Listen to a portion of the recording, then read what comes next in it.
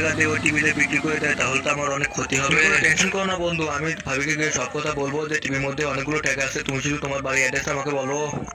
হে আল্লাহ, যে পবিত্র কোরআনটিকে দেখে ভিডিওতে একটা লাইক এবং চ্যানেলটি সাবস্ক্রাইব করে 10 জনের কাছে শেয়ার করে দেবে, তাকে পরীক্ষায় পাস করে দিন। সবাই কমেন্টে বলুন আমিন। আমি তোমাকে যে কাগজটা দিয়েছি সেই কাগজটা একটু খুলে দেখো, এটাই হলো আমার বাড়ির অ্যাড্রেস। ঠিক আছে বন্ধু, তুমি কোনো টেনশনই করো না, আমি ভাবিকে গিয়ে সব কথা বলবো, তুমি নিশ্চিন্তে মরো।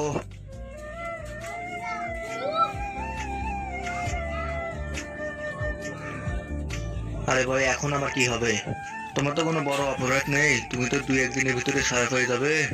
তারপরে কয়দিন নাম্বার 11-কে ফাঁসির মাঠে নিয়ে যাওয়া হলো, যেখান থেকে আর কেউ ফিরে আসেনি। 2 দিন পরে চলো রে, কয়দিন নাম্বার 77, আজকে তোমার জামিন হয়ে গেছে। তাড়াতাড়ি এখান থেকে বাড়ি চলে যাও। সারা পাওয়ার পর সে ফাঁসিওয়ালা কয়দিন।